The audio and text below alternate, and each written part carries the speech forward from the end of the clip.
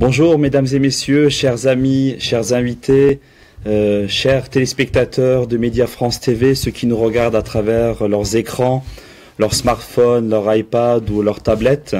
Donc je vous dis bonjour. Aujourd'hui nous sommes pour une nouvelle émission que nous avons décidé de la dédier pour les musulmans qui vivent en Birmanie, qu'on appelle les Rohingyas. Donc j'ai l'honneur d'accueillir aujourd'hui Madame Mona Derwish, qui nous a fait le plaisir de se déplacer de Lyon.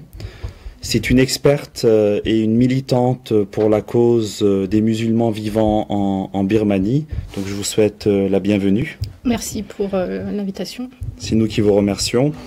Alors est-ce que vous pouvez nous expliquer, je sais que c'est une situation qui est très dramatique, je veux dire on parle même d'un génocide à l'égard des musulmans vivant en Birmanie, qu'on appelle des Rohingyas.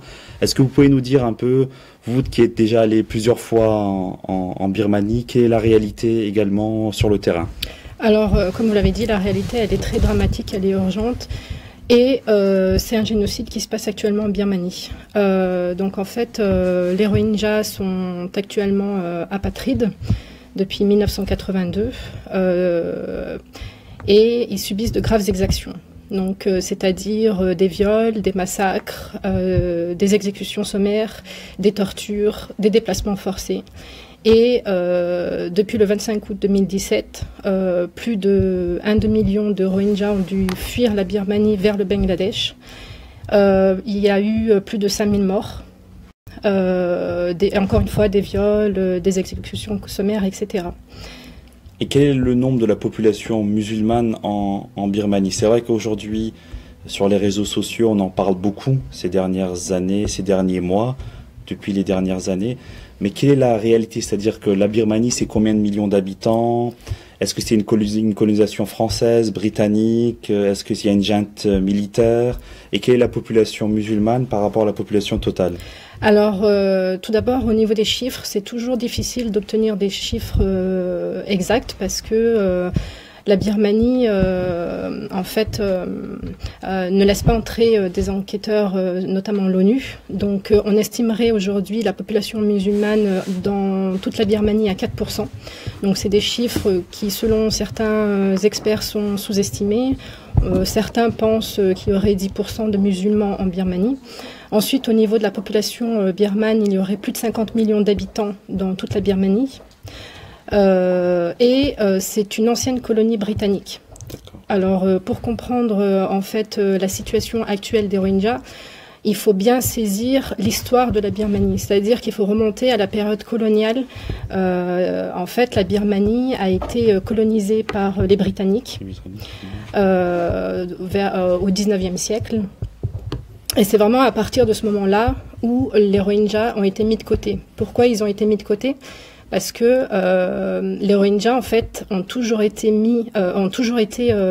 du côté des Britanniques, parce qu'ils avaient des commerces, ils s'entendaient bien avec les Britanniques. Et la Birmanie, quand elle a essayé de chasser les colons britanniques en Birmanie, elle a fait appel, en fait, aux Japonais. Et les Rohingyas ont participé à cette... Les Rohingyas sont toujours restés fidèles, en fait, aux Britanniques. Et c'est pour ça qu'à partir de ce moment-là, les Birmans ont vu en fait, ils ont vu les Rohingyas comme des traîtres.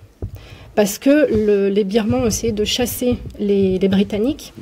Et les Rohingyas sont restés fidèles, comme je disais. Et donc, déjà, à partir de ce moment-là, les Rohingyas étaient vraiment mal vus. Donc ensuite, ce qui s'est passé, c'est... En fait, on fait payer le prix aux Rohingyas, le fait qu'ils n'ont pas soutenu, on va dire, la décolonisation de la Birmanie. Aujourd'hui, on peut dire qu'on leur fait payer le prix, c'est ça? Oui, bien sûr. C'est un raccourci, est-ce que ça reflète la réalité? Oui, c'est ça, mais en fait, ensuite, c'est beaucoup plus profond, c'est-à-dire que en 1962, il y a eu le coup d'État militaire de Ne Win. Il a pris le pouvoir. Et lui, à partir de ce moment-là, la Birmanie a sombré dans le chaos total. Donc, c'est une dictature. Une dictature. Et surtout, les minorités ethniques étaient visées. Parce que, en fait, pour lui, il a fait en sorte que le bouddhisme soit une religion d'État. Donc pour lui, toutes les minorités qui n'étaient pas bouddhistes étaient persécutées. Notamment, on a vu aussi dans l'État Kachin. Il y a combien d'ethnies en Birmanie? 135 officiels. Et les Rohingyas ne sont pas considérés comme une ethnie à part entière. D'accord, parce qu'ils sont apatrides.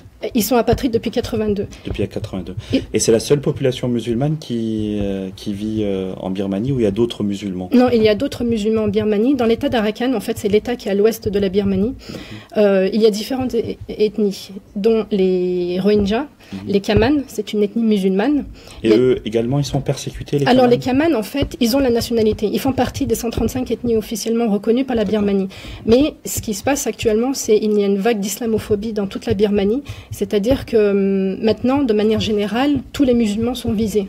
On a vu aussi qu'il y a eu des persécutions des musulmans dans le centre de la Birmanie, à Mektila, en 2013. Les musulmans ont été tués, il y a eu des mosquées brûlées, des maisons détruites, etc.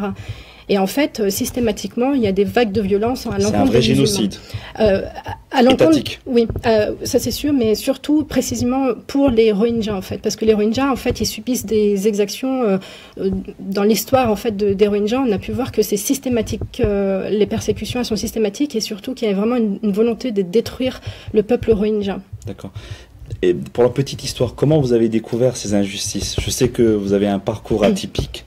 Que vous avez essayé de faire le tour du monde en sac à dos, et que vous avez visité plusieurs pays, et que vous avez découvert cette réalité. C'était votre dernière destination parmi les 7 pays que vous avez visités. Est-ce que vous pouvez nous dire quelques mots? Alors effectivement, je me suis intéressée à la cause des Rohingyas en fait de manière personnelle. J'ai commencé en 2011 à voyager en sac à dos. Donc j'étais... Il faut écrire un livre sur le voyage. Voilà, pendant 1 an et demi, je voyageais. J'étais en Australie, en Inde, Cambodge, Thaïlande, Vietnam, et le dernier pays c'était la Birmanie. Alors en fait, comment j'ai su ce qui se passait en Birmanie? C'est parce qu'en fait j'étais en Inde, j'ai fait une petite mission humanitaire dans la fondation Mère Teresa, et pendant cette mission-là, en fait, sur les réseaux sociaux, de la part de mes amis, je voyais en fait des informations qui se passaient sur la Birmanie, notamment les musulmans, les Rohingyas. Et pour moi c'était tout nouveau. C'était en quelle année? En 2011. 2011. Parce que sur l'opinion publique... Pardon, 2012. 2012. Mais dans l'opinion publique, c'est-à-dire dans l'opinion internationale, il n'y avait pas de débat à cette époque-là. C'est-à-dire vous le saviez parce que vous étiez en Inde. Oui. Grâce à mes amis qui ont partagé des informations sur les réseaux sociaux. Et c'était en 2012 où j'ai commencé à connaître ce qui se passait en fait sur le terrain. Donc par curiosité, en fait, j'ai pris mon sac à dos et je suis partie en Birmanie. Et j'ai rencontré la première fois les Rohingyas en novembre 2012. D'accord, novembre 2012. Et vous êtes allé combien de fois en 5 fois. 5 fois. Et c'est ces jours de combien de jours à peu près? En Birmanie, c'était souvent 2 semaines. 2 semaines, d'accord. 5 fois, donc on peut dire qu'aujourd'hui vous avez une vraie expertise, c'est-à-dire que le terrain, vous le connaissez réellement. Auprès des Rohingyas, j'ai beaucoup été sur le terrain. Voilà, j'ai quelques connaissances. Puis ensuite, j'étais, parce qu'en fait, j'étais dans une association pendant 2 ans, de 2013 à 2014, j'étais auprès du collectif AMEB. Donc, on militait beaucoup, on faisait parler de la cause des Rohingyas. Et voilà, j'étais très active à ce moment-là. D'accord. Et entre 2012 et 2014, c'est-à-dire les 5 fois quand vous êtes allé en Birmanie et que vous êtes occupé de la population musulmane, les Rohingyas qui sont persécutés actuellement, est-ce que la situation s'est dégradée, c'est-à-dire sur les 2 ans? Et à chaque fois que vous y allez, à chaque fois que vous y allez, vous voyez que la situation s'était de plus en plus dégradée, ou est-ce qu'il y avait une amélioration? Moi, ce que j'ai pu voir, c'est que ça s'est amélioré. Dégradé. Parce que systématiquement, en fait, on voyait que les Rohingyas étaient toujours persécutés. Il y a eu plusieurs vagues de violence à l'encontre des Rohingyas. Il n'y a pas que eu en 2012, en fait, il y a eu 2014, 2016, 2017. Systématiquement, en fait, les Rohingyas subissent des persécutions. D'accord. Et d'accord. Donc vous dites que la situation systématiquement. Et comment se fait-il qu'aujourd'hui, dans l'opinion internationale, au niveau des Nations Unies ou d'autres structures internationales, qu'on est complètement indifférent sur cette question-là? Est-ce qu'on est mal informé? Est-ce qu'on ne connaît pas? Ou est-ce qu'on ne veut pas du tout? Moi, je pense que les grandes institutions sont bien au courant de ce qui se passe. Simplement, il y a un silence qui est un peu, à mon sens, voulu. Parce que déjà, la première des choses, c'est que, faut le dire ce qui est, les Rohingyas, ce sont des musulmans. Malheureusement... Dès que c'est des musulmans qui sont persécutés, ça attire pas beaucoup l'attention. Et puis, quand j'étais dans l'association, on l'a vu de nos propres yeux, la réaction de certaines personnes quand on leur expliquait qui étaient les Rohingyas. Donc, beaucoup de personnes restaient indifférents quand ils ont appris que les Rohingyas étaient des musulmans. Donc, il y en a eu des réactions qui faisaient froid dans le dos. Ensuite, la deuxième des choses, c'est que la Birmanie, c'est un pays qui est très riche en matières premières. Donc, ça attire beaucoup les investisseurs. Et on sait très bien que la France, les États-Unis, l'Union européenne de manière générale ont des intérêts importants en Birmanie. Et on l'a très bien vu quand l'Union européenne a levé les sanctions économiques contre la Birmanie en plein massacre. Ça ne les a pas dérangés de lever les sanctions économiques. Ça a été dénoncé par plusieurs ONG, dont Human Rights Watch, une ONG américaine, qui a dit que c'était pas le moment de lever les sanctions économiques contre la Birmanie. Donc il y a eu la levée des sanctions de l'Union européenne en 2013, et ensuite les États-Unis ont levé les sanctions économiques en 2016. Pour des intérêts économiques, c'est-à-dire pour les ressources naturelles. Pour des ressources naturelles, et puis on l'a très bien vu sur le terrain. Il y a aussi un autre point qui est important de dire, c'est le poids important de la Chine en Birmanie. Donc toujours pour des intérêts économiques. C'est un pays voisin. Qui est un pays qui est très voisin, qui entretient de très bonnes relations avec la Birmanie pour son projet de gazoduc en fait. Et son projet de gazoduc passe par l'État d'Arakan. Et on a pu voir que ce projet-là passait dans plusieurs villages de musulmans, et systématiquement, là où les musulmans étaient persécutés, c'est là où le gazoduc qui va jusqu'en Chine, c'est par là où passe les gazoducs. En fait, c'est comme la réalité en Irak, c'est-à-dire qu'il y a eu l'invasion américaine en Irak. On nous a dit qu'il y a des armes de destruction massive. Aujourd'hui, nous sommes en 2007, on ne nous a jamais prouvé. Mais la raison principale de la colonisation de l'Irak, c'est Mossoul et Kirkouk, c'est le pétrole. Oui, ça c'est sûr. Et dès qu'il y a un intérêt économique, il y a systématiquement une convoitise d'un pays étranger et d'un pays impérial. Donc il faut savoir que la Birmanie, c'est un pays qui est très riche en ressources naturelles. Donc il y a du gaz, du pétrole, des pierres précieuses, le rubis, le jade, de l'or. Il y a aussi de l'opium, du bois. C'est un bois qui est très convoité. Donc il y a des ressources très importantes, et c'est pour ça que, de manière générale, les grandes puissances restent silencieuses en fait par rapport au massacre des Rohingyas. D'accord.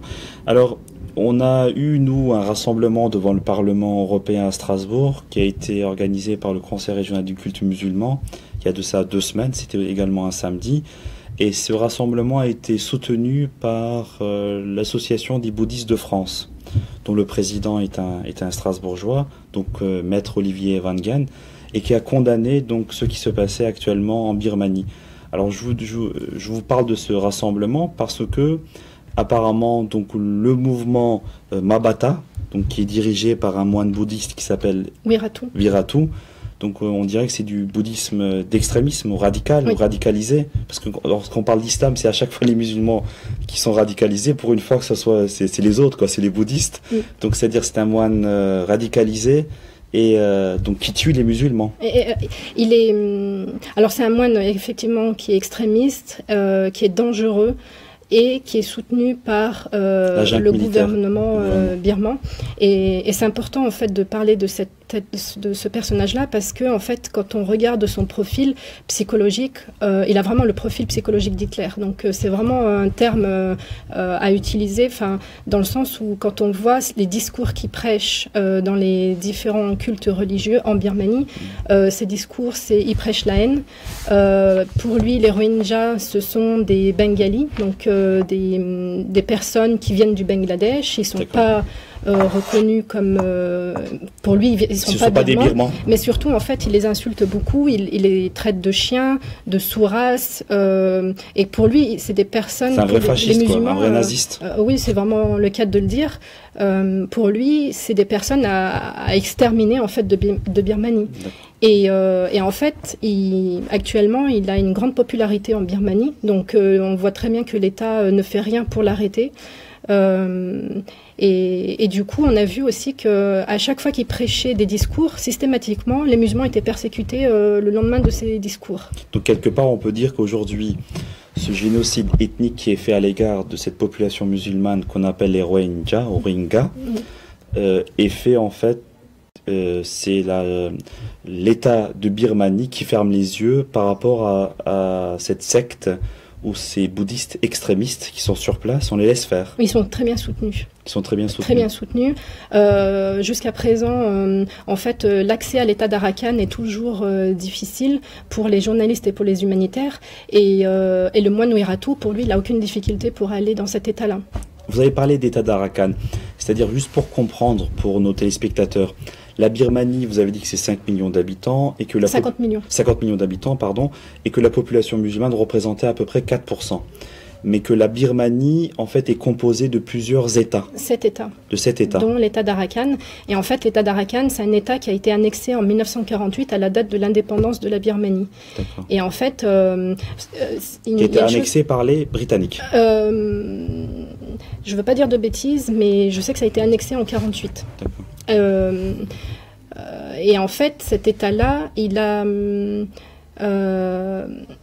fait, de 1948 à 1962, les Rohingyas avaient la nationalité birmane. Ça, c'est important de le dire. D'accord. Et c'est qu'à partir de 82... À partir de 82, il y a une loi qui a été faite contre les Rohingyas. Et ils sont apatrides actuellement. Et qui sont devenus apatrides depuis 82. Donc, quand on dit apatrides, ils n'ont pas le droit de circuler, ils n'ont pas le droit d'avoir plus de 2 enfants, ils n'ont pas le droit de se marier, d'avoir un travail, ils n'ont pas le droit d'être scolarisés, ils sont systématiquement persécutés, on confisque leurs terres. Et aujourd'hui, aussi dans l'état d'Arakan, ce qui est important de dire, c'est que dans la ville de Sittwe, il y a des camps qui ont été créés. Suite aux persécutions de 2012. Donc il y aurait 140 000 de déplacés en interne. Donc c'est des camps, ils sont enfermés dans ces camps-là. Donc il y a vraiment une ségrégation entre les Rohingyas et les bouddhistes, les Rakhines. Les Rohingyas n'ont pas le droit de circuler en dehors de ces camps-là. D'accord. Moi ça me rappelle un peu Srebrenica, la Bosnie, c'est-à-dire que c'était sous protection des Nations Unies. Il y avait l'armée hollandaise qui était présente et on a quand même tué 8000 personnes à Srebrenica. C'est-à-dire on a fermé les yeux, et je dirais d'une manière volontaire, pour qu'on puisse tuer la population musulmane qui était à Srebrenica. Et ça me rappelle un peu la Bosnie, donc, qui est arrivée en 95, et c'était à la fin de la guerre, et avant les accords de Dayton.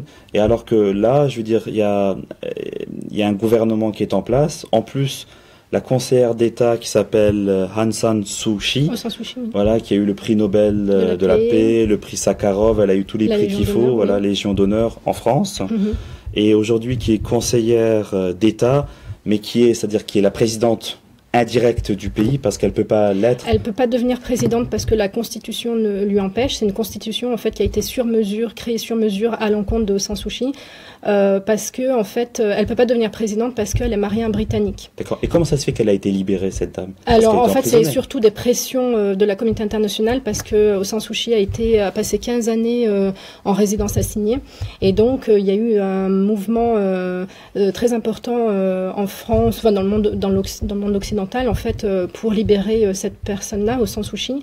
Et donc elle a été libérée, et puis en 2011 on a vu que la junte militaire a été dissoute. En 2015 elle remporte son parti, la Ligue nationale pour la démocratie remporte les élections présidentielles. Donc elle occupe actuellement la fonction de conseillère d'État, et elle est en quelque sorte porte-parole de la présidence, on va dire.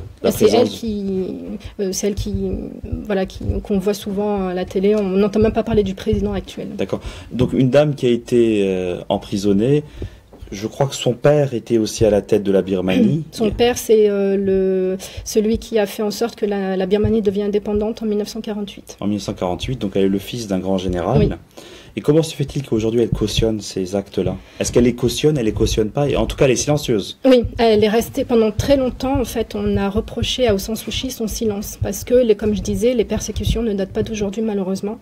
Depuis très longtemps, les musulmans et les Rohingyas sont victimes de graves exactions, et donc on lui reprochait son silence. Et là, récemment, elle a tenu un discours à Naypyidaw, son discours était scandaleux parce qu'elle nie les faits.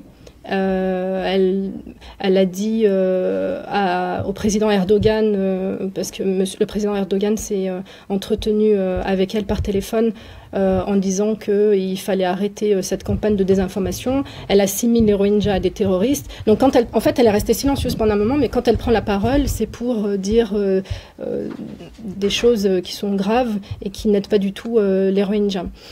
Et donc voilà. Elle n'a pas participé en tout cas à l'Assemblée générale des Nations Unies au mois de septembre dernier. Elle a refusé. Elle a refusé parce que je pense qu'il y avait un gros conflit. Il y avait énormément de vidéos, je veux dire des photos et des vidéos que moi j'avais du mal à regarder. Oui. Donc on voyait des cadavres, des personnes tuées. C'était vraiment horrible, atroce. Et je pense qu'elle avait l'opinion internationale qui était contre elle, donc elle n'a pas souhaité n'a pas souhaité y participer, elle n'était pas présente. Non, elle n'était pas présente, mais je trouve que son attitude, pour moi, elle est complice du génocide, dans le sens où, de sa part, on voit qu'elle ne fait rien pour améliorer la situation. Et surtout qu'elle a mis 3 semaines pour tenir un discours à Naypyidaw pendant que les Rohingyas se faisaient massacrer. Et à l'heure actuelle, il y a toujours des Rohingyas qui fuient la Birmanie. D'accord, qui vont au Bangladesh. Qui vont au Bangladesh. Mais pourquoi elle a attendu 3 semaines d'après? Moi, je pense parce que elle veut garder contact avec la junte militaire, parce qu'il faut savoir qu'actuellement, la junte militaire détient 25% des sièges au Parlement. D'accord. Donc les militaires ont toujours un poids important. Et c'est vrai que Aung San Suu Kyi, sa marge de manœuvre est limitée. Dans le sens où les militaires, c'est eux qui contrôlent, ils détiennent le ministère de la Défense, de l'Intérieur et des affaires frontalières. Donc pour eux, c'est vrai que voilà, ils ont un point important, mais Aung San Suu Kyi, on voit clairement qu'aujourd'hui, elle est du côté des militaires. Elle cautionne. Pour moi, elle cautionne, et puis surtout que quand elle prend la parole, comme je disais, elle nie les faits, elle nie la persécution.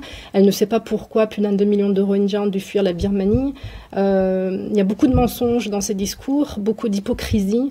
Elle a récemment dit qu'elle va faire en sorte de faire revenir les Rohingyas qui ont fui la Birmanie pour les ramener en Birmanie. Mais son gouvernement a mis quand même des mines antipersonnelles aux frontières entre le Bangladesh et la Birmanie. Donc elle est complice. Donc Aung San Suu Kyi, prix Nobel de la paix, complice actuellement du génocide qui est fait à l'égard de la population musulmane qui vit actuellement en Birmanie, qu'on appelle les Rohingyas. L'ONU, dans toute cette histoire, à quoi ça sert l'ONU concrètement? C'est-à-dire qu'on a une structure qui s'appelle l'ONU, qui a été créée au début du siècle, où tous les pays du monde entier sont membres, ont des ambassadeurs, il y a un siège à New York, il y a un siège à Genève. Concrètement, je veux dire, les casques bleus, qu'est-ce qu'ils font? Déjà, ils sont pas présents sur le terrain. La seule chose qu'ils ont dit, c'était les minorités, la minorité Rohingya, c'est l'une des minorités les plus persécutées au monde. Ok, mais par contre, là, le Conseil de sécurité de l'ONU s'est réuni il y a plus de 3 semaines. Aucune proposition de résolution n'a été adoptée. Enfin, il n'y a rien de concret qui a été... C'est-à-dire que concrètement, l'ONU ne s'intéresse pas. C'est dans le discours, en fait, mais dans les actes. Dans les discours, voilà, on entend par-ci, par-là, mais au jour d'aujourd'hui, par exemple, les Rohingyas restent sans défense. Il n'y a pas de casque bleu sur le terrain. Ils ont demandé à mener une enquête indépendante et internationale. Ils n'arrivent toujours pas à avoir l'accord de la Birmanie. Mais déjà, moi, je trouve qu'il n'y a pas grand-chose de leur part qui se passe. Et pourquoi il y a ce silence, d'après vous? C'est-à-dire que, ok, concrètement, il n'y a pas grand-chose qui se passe, mais il y a quoi? Est-ce qu'il y a un lobby qui ne veut pas qu'on parle de ces exactions, que ce peuple est opprimé, qu'il y a un oppresseur, qu'il y a un vrai génocide? Comment se fait-il qu'aujourd'hui, on est insensé sur une question aussi importante? On tue des gens du matin au soir? Oui, comme je disais tout à l'heure, en fait, c'est parce que c'est des musulmans, il y a des intérêts économiques. Aung San Suu Kyi, voilà, on a... Pendant trop longtemps, ils l'ont montré comme un héros. Aujourd'hui, elle déçoit beaucoup. Donc là, la presse a commencé à comprendre, mais il a fallu attendre quand même plus d'1,2 million de déplacés, plus de 5000 morts. Il a fallu attendre un carnage pour qu'il y ait quelques médias, quelques diplomates commencent à en parler. Et de la part des pays musulmans, moi je sais que la Turquie, il y a eu une grosse campagne juste après la fête du sacrifice, donc sur la question de la Birmanie dans les médias télé. Oui. Sur le plan politique aussi, il y a eu une actualité très forte autour de la Birmanie. Le président de la République, M. Erdogan, en a parlé plusieurs fois. Les ONG turques, à ma connaissance, sont très mobilisées sur le terrain. Est-ce que c'est une réalité? Est-ce qu'il y a une présence? Oui, c'est vrai que la Turquie est très présente dans la défense des Rohingyas. On l'a vu aussi en 2012, si je ne me trompe pas. Tout de suite, la femme d'Erdogan était présente sur le terrain. Elle est allée voir les Rohingyas. Ensuite, on a vu l'OCI qui était présidée par la Turquie à ce moment-là. Donc l'OCI, c'est l'organisation de la conférence islamique. Voilà, qui était présente, qui est venue sur le terrain en 2013. Donc là, on a vu que les Rohingyas, pour eux, c'était, ils pleuraient en fait de voir l'OCI venir les voir. Et aussi en 2017, on a vu tout de suite après, 3 jours après les massacres des Rohingyas, le président Erdogan a tout de suite réagi. Et c'est vrai que la Turquie, elle est présente. Elle les défend beaucoup. Est-ce que c'est le seul pays? Parce que je sais que le Maroc a aussi envoyé un convoi, a envoyé des avions, de l'aide humanitaire aussi. C'est positionné aussi en faveur des Rohingyas. Est-ce que c'est le seul pays? Est-ce qu'il y a une organisation? Je ne sais pas. Est-ce qu'il y a quelque chose qui se passe sur place? Est-ce que dans le monde musulman, il y a une mobilisation? Est-ce que quand toi, tu étais présente pendant 2 ans, tu allais 5 fois? Je pense qu'aujourd'hui, même si tu n'es pas présente, tu suis aussi l'actualité le sort de ces musulmans Rohingyas. Est-ce que tu sens qu'il y a des choses qui se bougent, qui se mettent en place, ou est-ce qu'il y a une indifférence totale, y compris dans la communauté internationale, y compris dans la communauté musulmane? Sincèrement, de manière générale, pour moi, il y avait une grande indifférence, surtout sur le terrain.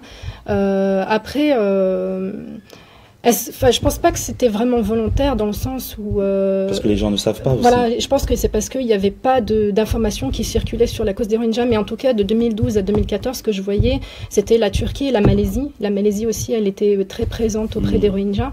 Mais sinon, après, du monde arabe, j'ai pas vu...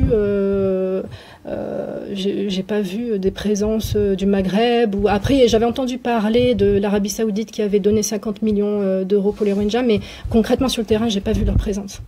D'accord. C'est vrai que c'est triste, c'est une histoire qui est très triste. Je veux dire, le sort de cette population, c'est choquant.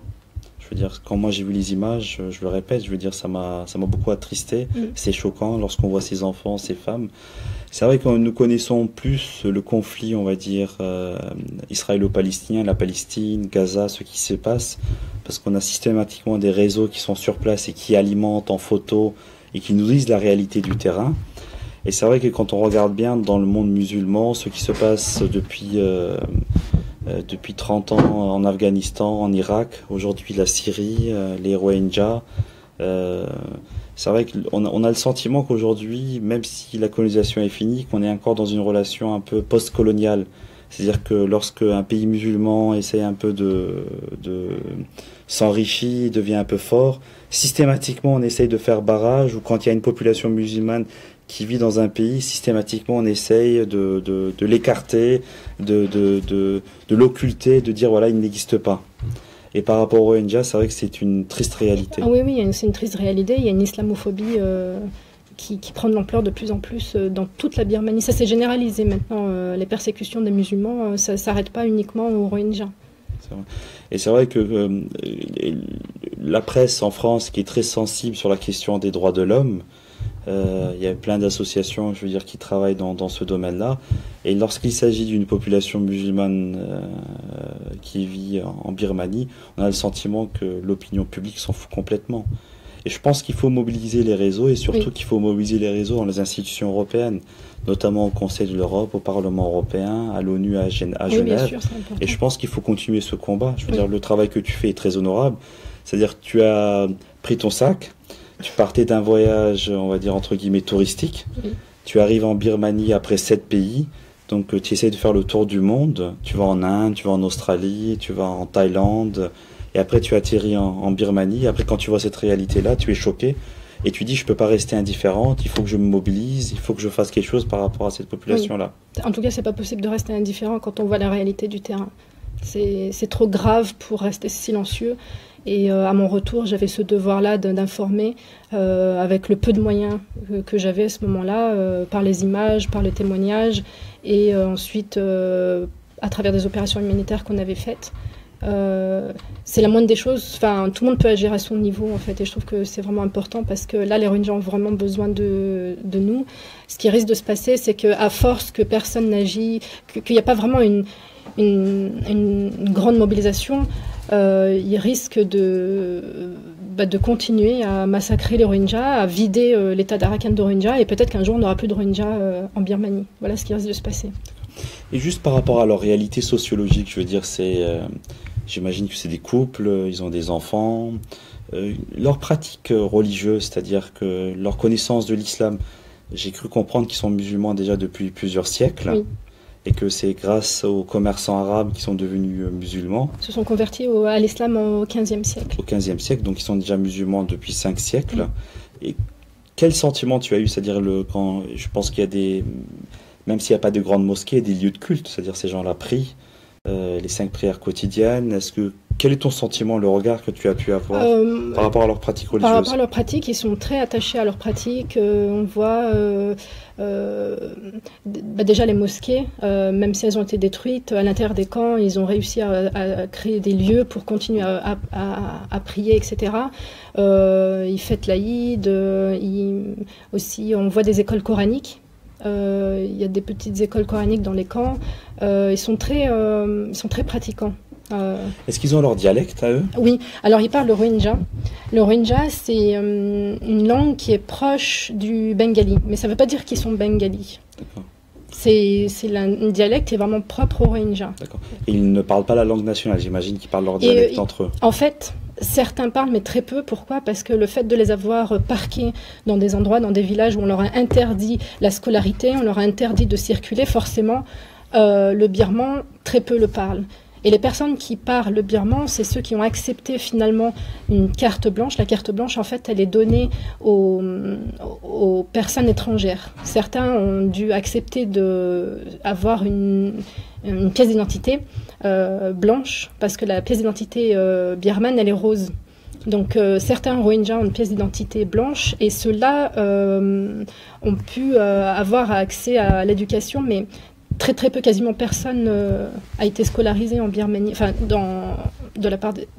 chez les Rohingyas. D'accord. Et aussi ce que j'ai vu sur le terrain, c'est que il y avait beaucoup de Rohingyas qui me montraient leur pièce d'identité rose. Donc c'est-à-dire qu'il avait avant 82. Qu'il avait avant 82. Et en fait. Ils ont vécu un peu la déchéance de la nationalité de Manuel Valls, quoi. C'est-à-dire, c'est un peu différent, mais c'est un peu comparable.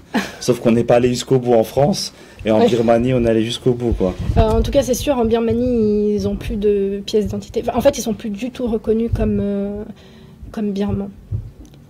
Écoutez, c'est une traite histoire. En tout cas, je te remercie beaucoup d'avoir fait ton déplacement de Lyon. Donc, Mona Derwish est une Lyonnaise. Donc la capitale de la soie, c'est ça, je me trompe pas. On dit ça, capitale de la soie, hein, pour la ville de Lyon, tu sais pas. Donc en tout cas, cette très belle ville de Lyon, elle a eu l'immense plaisir de faire son déplacement aujourd'hui, donc pour participer à cette émission de télé. Nous la remercions du fond du cœur. C'est vrai que c'est une cause, la question des droits de l'homme, la réalité des Rohingyas qui vivent en Birmanie. On est sensible sur cette question-là, mais on connaît très peu la réalité.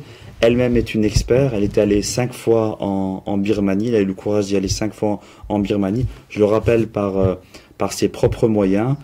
Donc, et je te remercie vraiment de nous avoir fait part de ces réalités-là, de nous avoir raconté cette histoire complexe.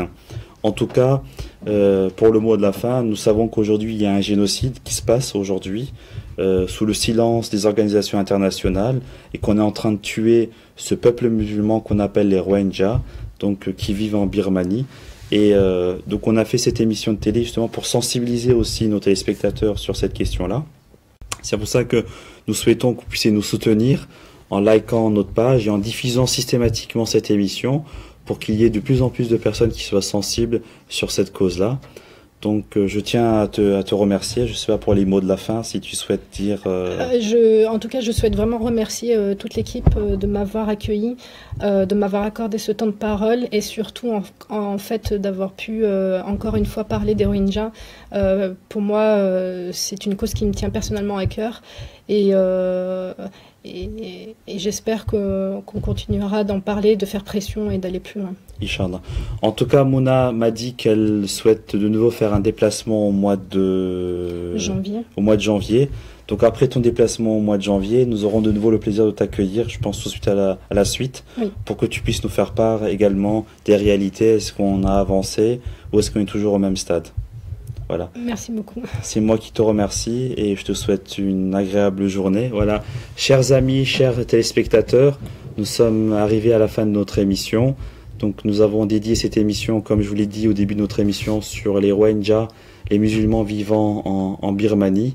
Je vous remercie de votre écoute et à très bientôt. Bonne journée.